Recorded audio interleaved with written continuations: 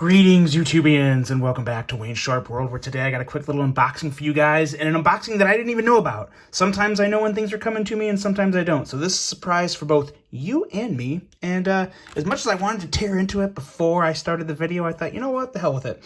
I'm going to live in the moment and share the surprise with you guys. So, got the Kizer Genie and Redstone Richlight here is our unboxing knife. And we will cut into that. That was a weird cut. Look at that. Look what I did. What did I even do? What did I do? Okay. Here we go. Looks like there's just two in here. And let's take a look at... Oh, okay. I think we got... This is a bigger square one. And I'm assuming these is a Kizer unboxing because I'm pretty sure that's the same address I get my other Kizer stuff from. So this feels like a premium Kizer. So we will set that off to the side here. And we'll tear into this one first. I believe this is more along the Vanguard line, more that sub to around $100 area here. And it is a Kizer. My senses didn't fail me. What do we got here? Let me take a look here.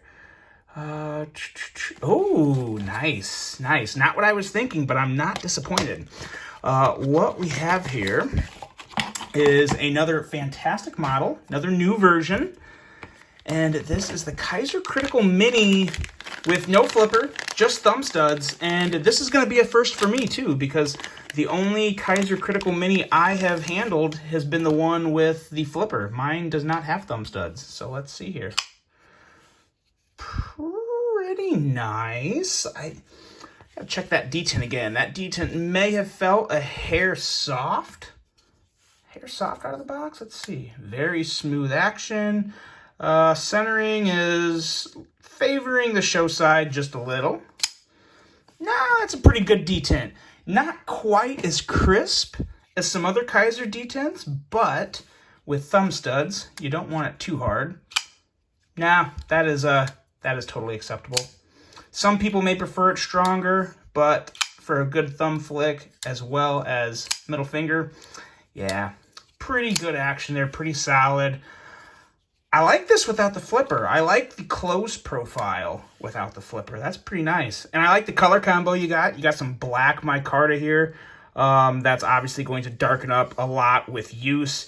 And you got the black and red highlights, which is nice. Black deep carry clip. I've said this before, but I really love the clip on the Mini Critical. It's significantly different from a lot of other Kizer models in this price range, and it's just smooth, sleek, goes great with the knife. Very, very nice little clip with recessed screws, so you know it's going to go in and out of the pocket just fine. Yeah, very, very nice offering from Kizer there. If you've been thinking about the Mini Critical, this really is a great time to act because you have two options. I know the option with the flipper is also available. Boy, I haven't had this long enough to say which one I prefer. I think rule of thumb, I usually prefer a blade cutout or thumb studs slightly more than a flipper, but I don't know. The flipper on the Mini Critical is like pretty much perfect. It's really, really good. So it really just comes down to what your preference is in terms of deployment. I will say this blade is an excellent EDC blade. People that think Wharncliffes are not good EDC blades, you might want to think about that twice, because if you're like me, mass majority of what you're using your knife for is either opening a box, opening a bag, or yeah, pretty much opening a box or a bag, or maybe cutting through cardboard.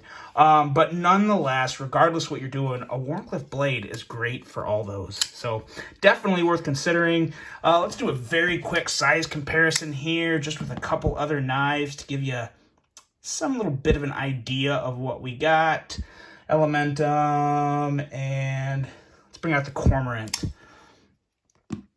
There's two knives that measure up pretty well with it. Not a bad last second size comparison there. So that is the Kizer Mini Critical with only thumb studs.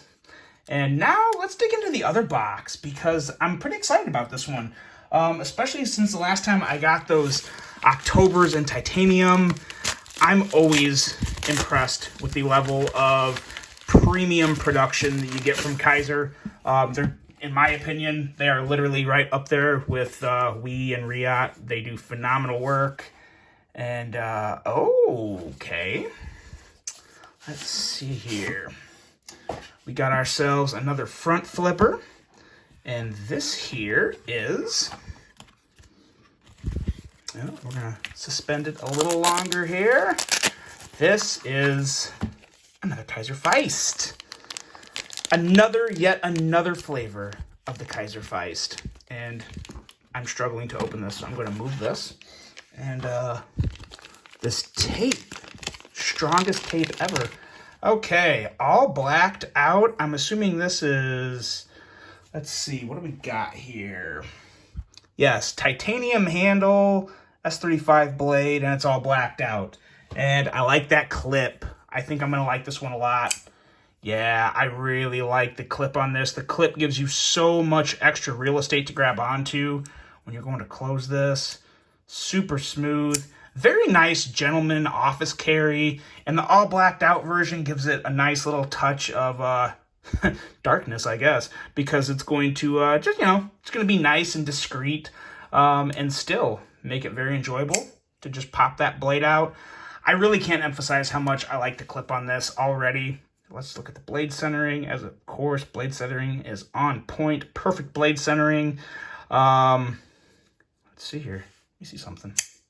Okay, that's very nice. So what I just did was put a little pressure on the lock bar here when I went to deploy this to see if that would affect it at all, and it didn't. That's very nice. As you guys know, my recent review of the Kizer October, I had some issues with a little lock bar pressure, and it was really hard to kick the blade out. I just put a decent amount of pressure, like so I'm putting my fingers on the lock bar, and it still pops out very easily. That's a little check I like to do on a lot of frame lock knives because it just gives me a better idea of whether or not I need to watch out for it. Because like I said in that video, some knives, it's not that big of a deal. And this is a prime example of a knife that's just not that big of a deal in terms of lock bar pressure. So that's always really nice. And I just love how this fits in my hand with that relief cutout area down there. Gives you all the room to grab on that clip and just easily pop that blade out. Very, very nice. Like the black titanium. And just a decked out, murdered out front flipper. The Feist, yet again, another version of really what I think is kind of like a front flipper classic at this point. Because, I mean, who doesn't enjoy a good Feist, especially when you got titanium? Very nice, extra little, that titanium click you get. Definitely feels different than a lot of the other versions in G10 or micarta or carbon fiber.